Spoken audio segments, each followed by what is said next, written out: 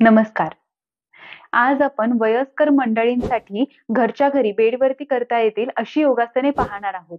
आणि अनेक जण असे असतात की ज्यांना गंभीर पाठदुखी आहे, कंबरदुखी आहे, गुडघ्यांचं दुखणं आहे आणि त्यामुळे ते बाहेर जॉगिंगला किंवा रनिंगला जाऊ शकत नाही. तर घरच्या घरी आपण कुठली योगासने करावीत आणि बेडवरतीच आपल्या जागच्या जागेलाच उशांच्या लोडच्या आधाराने आपण अशी कुठली योगासने करू शकतो, ज्याच्यामुळे आपल्याला संपूर्ण आरोग्य लाभेल, चांगलं आरोग्य लाभेल. ती आज आपण आसनं इथे पाहणार आहोत. तर सुरुवात करूया. आता गायत्री आपल्याला दाखवणार आहेत वेगवेगळी आसनं, पण प्रत्येक व्यायाम प्रकार सुरू करण्याच्या अगोदर आपल्याला वॉर्मअप करणं गरजेचं आहे. तर बसल्या-बसल्या आपण इथेच वॉर्मअपही करू शकतो आणि मग इथे मानेचे सगळे प्रकार, परत मग खांद्यांचे प्रकार, व्रिस्ट, जॉइंट असे सगळे बसल्या-बसल्या आपण वॉर्मअप एक्सरसाइज करायच्या आहेत. जसं आता ही नेक एक्सरसाइज आपण पाहिली. आता आपण शोल्डर्सची एक्सरसाइज पाहतोय. हे सगळे प्रकार इतके महत्वाचे आहेत. यासोबत दीर्घ श्वसन करायचं म्हणजे जास्त ऑक्सिजनचा पुरवठा शरीराला होईल. पाठ आणि छाती यांचं स्ट्रक्चर खूप चांगलं राहील यामुळे. हे सगळे प्रकार महत्वाचे आहेत मान आणि पाठीसाठी. मानेचं सुद्धा दुखणं असेल तरी सुद्धा हे प्रकार आपल्याला महत्वाचे ठरतात. हातांची बोटं सर्व ताणायची. हे सर्व प्रकार जसे आता आपण सिक्वेन्स पाहतोय अशाच सिक्वेन्सने करायचे आहेत. तसंच पाठीवर झोपून आपण एक पाय वरती, परत तो खाली, परत दुसरा पाय वर, खाली एकदम सावकाश आरामात हे सगळे प्रकार करू शकतो. जेणेकरून पाठदुखी, कंबरदुखी किंवा गुडघ्यांचं दुखणं जरी असेल तरी आपल्याला त्याचा काहीही त्रास होणार नाही आणि आपण हे सगळे प्रकार एकदम आरामात करू शकतो. फक्त हा प्रकार आहे यात दोन्ही पाय एकत्र उचलायचे असतात, तर कंबरदुखी ज्यांना आहे त्यांनी हा प्रकार फक्त करू नका. परत मग पवन मुक्तासनामध्ये आपण रोलिंग करू शकतो. म्हणजे हे सर्व प्रकार जे आपण जमिनीवरती करतो तेच प्रकार इथे बेडवरती आपल्याला आणखीन सोपे आणि सोयीस्कर जातात. गादी असल्यामुळे आणि उशा असल्यामुळे. तर उशांनी कशी योगासने करायची हे आता आपण पाहणारच आहोत. तर पहिलं योगासन आपण पाहूयात. हाही एक प्रकार आहे. यामध्ये सुद्धा आपण पाय वरती आणि खाली घेऊ शकतो. आता आपण आसनं पाहायला सुरुवात करूया. सर्वात पहिले मत्स्यासन आपण पाहणार आहोत. अशी उशी घ्यायची, जाड उशी आणि त्यावरती पाठीचं सगळं वजन, अपर बॉडीचं सर्व वजन टाकून द्यायचं आणि असं हळुवारपणे आपण मागे गेलो की हात मागे घेऊन असंच पडून राहायचं. आता नॉर्मली आपण मत्स्यासन करतो तेव्हा सगळं वजन इथे टाळूवरती येतं आणि घशाला ताण येऊन पाठीला एक चांगला बेंड मिळालेला असतो. पण त्याही पेक्षा सोपं हा प्रकार आहे. सोपा प्रकार आणि तेवढाच उपयोगी. जसं इथे थायरॉइड ग्लँड्सनाही चांगला स्ट्रेच मिळतो. रिबकेजही ताणली जाते. पोटाचे स्नायूही ताणले जातात. त्यामुळे डायबिटीज असेल, थायरॉइड असेल तरी सुद्धा हे आसन किती उपयोगी ठरतं. रक्ताळलेले मूळव्याध असतील तरी सुद्धा या आसनाचा खूप उपयोग होतो. उठताना मात्र सावकाश. जसं आता ही एक उठण्याची पद्धत आपण पाहिली. डायरेक्टली गायत्री अशी वरती उठली. पण आपण उठताना नेहमी लक्षात ठेवायचंय की आपण डाव्या कुशीवरती असं वळून उठायचंय. कधीही झोपेतून उठा, आसनांमध्ये उठा. वयोवृद्ध मंडळींना काही त्रास होऊ नये यासाठी ही पद्धत आपण नीट समजून घेतली पाहिजे की छातीत भरू नये, कुठलाही क्रॅम्प येऊ नये यासाठी. आता पुढचं आसन आपण पाहूयात. अशी आपण उशी घेऊन त्याच्यावरती बसून अनेक योगासने आहेत जे आपण खूप सोप्या पद्धतीने करू शकतो. जसं आता आपण जानुशिरासन पाहतो. एक पाय गुडघ्यातून वाकवलेला आहे, दुसरा पाय सरळ ठेवून असा बेंड केलेला आहे. आता हे आसन आहे ते आपण साधं करू शकतो बसल्या बसल्या. पण पुढे जे वाकणं आहे ते आपल्याला या उशीमुळे चांगल्या पद्धतीने जमतं. उशीमुळे एक हाईट मिळते आणि ती हाईट मिळाल्यामुळे आपल्याला खाली वाकणं सोपं जातं. हेच आपण दुसऱ्या बाजूलाही करायचंय. आता जाणू म्हणजे गुडघा आणि शिर म्हणजे डोकं. हे आसन गुडघ्यासाठी खूप महत्वाचं आहे. तर गुडघेदुखी असेल तर हे आसन आवर्जून तुम्ही सरावात आणलं पाहिजे. म्हणजे बसल्या बसल्या आपण अनेक योगासने करू शकतो. पण सगळीच तुम्हाला जमली पाहिजे असंही नाही. तुम्हाला जेवढी जमतील तेवढी सावकाश सरावात आणत आणत आपल्याला ही सगळी आसनं शिकायची आहेत.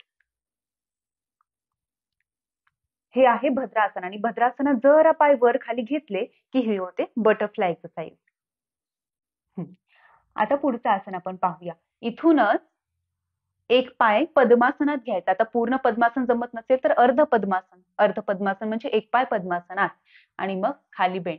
आता इथे सुद्धा हा बेंड केलेला आहे तो उशीवर बसून केल्यामुळे आपल्याला पुढे वाकणं सोयीस्कर जातं. आता पुढचं आसन आपण पाहूया. वज्रासन पाहूयात. हे दुसऱ्या बाजूला केल्यानंतर वज्रासन. आता वज्रासनात दोन्ही पाय असे ठेवून बसायचे. पहा उशी कशी ठेवायची ते पहा.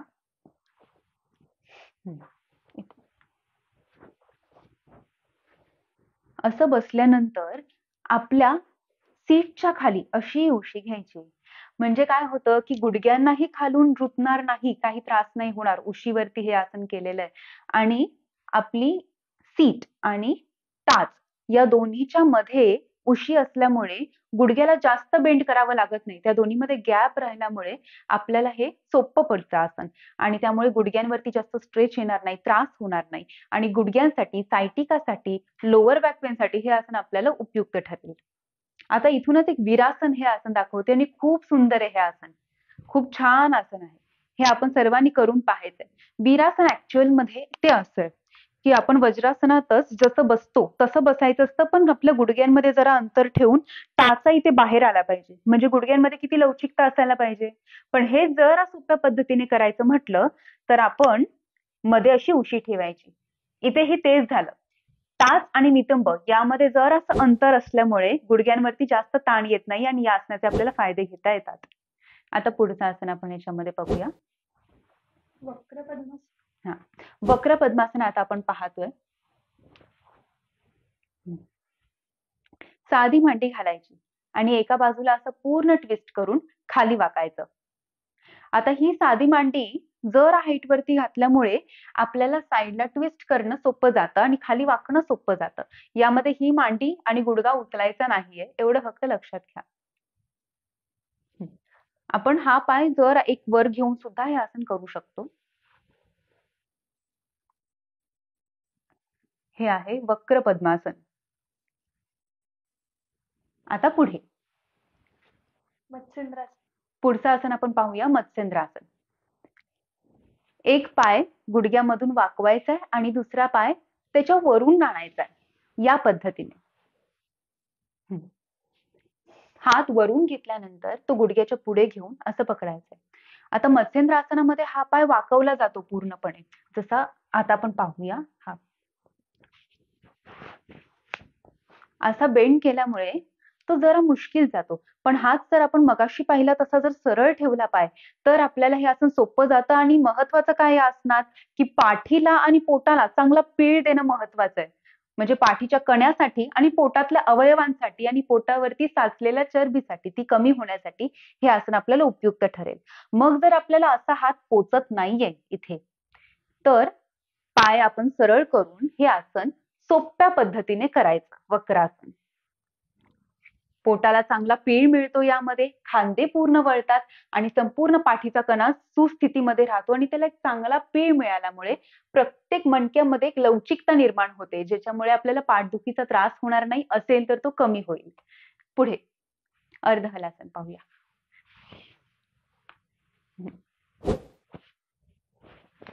आता अशी उशी ठेवायची, त्यावरती आपण बसायचं. एकदम आरामात मागे जायचं. पाय गुडघ्यातून वाकवून सरळ करायचे. कमरेवरती काहीही वजन किंवा त्रास न घेता आपण दोन्ही पाय इथे 90 अंशावरती घेऊन असेच थांबू शकतो. आता असंच थांबल्याचे उपयोग असा होतो, फायदा असा होतो की सर्व अशुद्ध रक्त जे आहे पायांकडचं ते आपल्या पोटाच्या दिशेला किंवा हृदयाच्या दिशेला ते सर्क्युलेट होतं आणि त्यामुळे शुद्धीकरण जे रक्ताचं आहे की ते खूप चांगल्या पद्धतीने होतं. मग हे आसन जास्त काळ टिकवता येईल आपल्याला जेव्हा आपण हे एका भिंतीच्या सपोर्टने सुद्धा करू. म्हणजे पाय ठेवून द्यायचे भिंतीवरती, मग आपण त्याच्या पुढे काही मिनिट, 3-4 मिनिट, 5 मिनिट असेच पाय वरती ठेवू शकतो. मग हळूहळू विदाउट वॉल आपण असा सराव करू शकतो, होल्ड करू शकतो. आता याच्या पुढचं आसन आपण पाहूया, शलभासन. पोटावरती झोपून आपण एक एक पाय वरती उचलायचं. आता पहिले आपण उशी घेऊ. उशी कुठे ठेवलेली आपण? मांड्यांच्या खाली एक उशी आहे आणि गुडघ्यांच्या खाली एक उशी आहे आणि या 2 उशा ठेवल्यानंतर त्याच्यावरती दोन्ही पाय पहिले सहज ठेवून दिले. त्यानंतर आपल्याला एक पाय वरती उचलता येतो. असा एक पाय वरती उचलल्यानंतर आपण या आसनामध्ये आपल्याला जमेल तेवढा वेळ थांबायचा आहे. आता या आसनाचा उपयोग लोअर बॅक पेन घालवण्यासाठी, बॅक पेन घालवण्यासाठी उपयुक्त ठरतो. दुसरा पाय घ्यायचा आहे परत. असं आपण अर्धा मिनिट, पाऊण मिनिट, 1 मिनिट थांबू शकतो.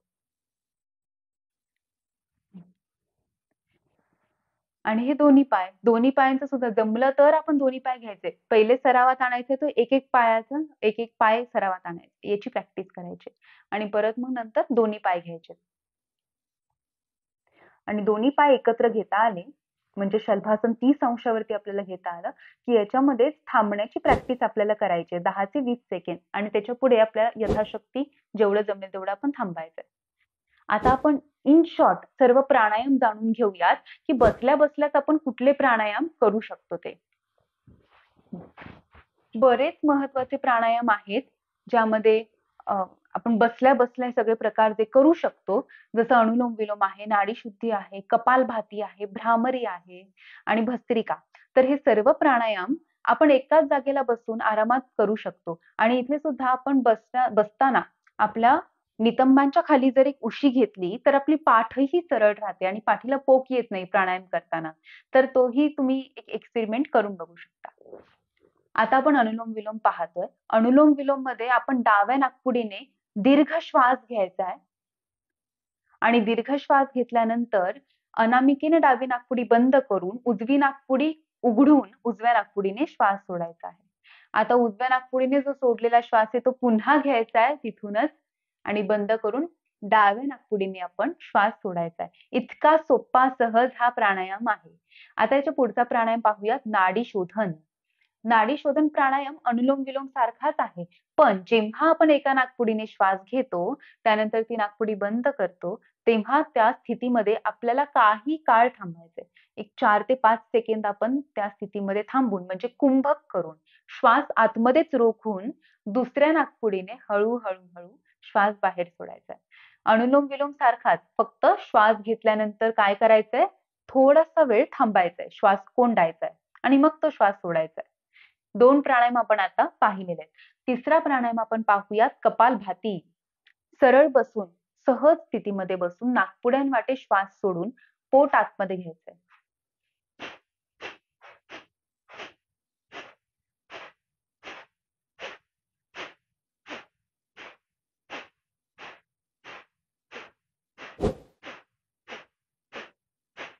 श्वास सोडणे आणि पोट आतमध्ये घेणे या दोन्ही क्रिया यामध्ये एकत्र करायच्या. यामुळे आपली पचन शक्ती वाढते. काय होतं बऱ्याचदा 35-40 वय झालं की त्याच्यानंतर आपल्या खाण्यापिण्याच्या चुकीच्या सवयींमुळे आपल्याला काही ना काही पचनाचे त्रास उद्भवतात आणि अन्न पचलं न गेल्यामुळे गॅसेस, ऍसिडिटी हे त्रास आपले वाढतात. बद्धकोष्ठता हा त्रास होतो. त्यामुळे आपण कपालभाती आणि आता पाहिलेली जी आसनं आहेत ही सर्व आसनं करून आपल्या डायजेशनचे सर्व त्रास घालवू शकतो. ऍसिडिटी, गॅसेस असतील तरी सुद्धा तुम्हाला हा प्राणायाम खूप उपयुक्त ठरेल. तर असा आपण कपालभाती करायचा आहे. पुढे आपण भस्त्रिका बघूयात. भस्त्रिकेमध्ये उजव्या हाताच्या अंगठ्याने उजवी नाकपुडी बंद करायची आणि डाव्या नाकपुडीने दीर्घ श्वास घ्यायचा आणि तो श्वास सोडायचा. श्वास घेणं आणि श्वास सोडणं या दोन्ही क्रिया दीर्घपणे करायच्यात म्हणजे दीर्घ श्वसन यामध्ये आपल्याला करायचंय. थोडंसं जलद गतीने आपण नंतर करू शकतो. सुरुवातीला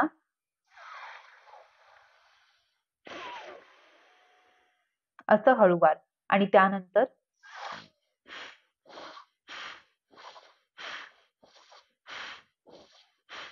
अशा मध्यम गतीमध्ये करू शकतो आणि त्याच्या पुढे जलद गतीनेही करू शकतो.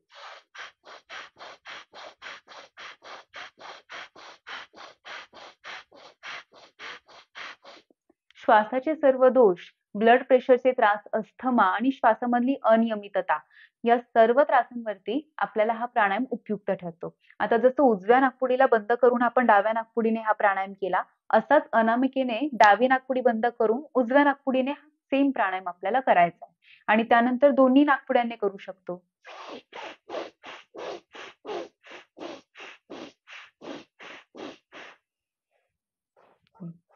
आता आपण 4 प्राणायाम पाहिलेले आहेत. अनुलोम विलोम, नाडी शोधन, कपालभाती आणि भस्त्रिका. आता 5वा प्राणायाम आपण जाणून घेतोय भ्रामरी. भ्रामरी प्राणायामामध्ये आपण दोन्ही हातांच्या बोटांनी हे डोळे बंद करायचे आहेत आणि अंगठ्याने कान बंद करायचे. कान घट्ट बंद केल्यानंतर बाहेरचा सगळा आवाज येणं बंद होतं आणि आपल्याला आपला अंतर्नाद ऐकू यायला सुरुवात होतो. आणि त्यानंतर दीर्घ श्वास घ्यायचा. श्वास घेतल्यानंतर अनामिकेने अर्धी नाकपुडी बंद करायची. अर्धी नाकपुडी बंद कशी करायची, तर हलकासा दाब आपण द्यायचा नाकपुडीवरती आणि घेतलेला श्वास सोडायला सुरुवात करायची. तर जेव्हा आपण श्वास सोडणार तेव्हा अर्ध्याच नाकपुडीने ते श्वसन आपल्याला करायचंय. श्वास बाहेर सोडताना मकाराचा उच्चार करायचा आहे आणि श्वास बाहेर सोडायचा आहे. पाहूया.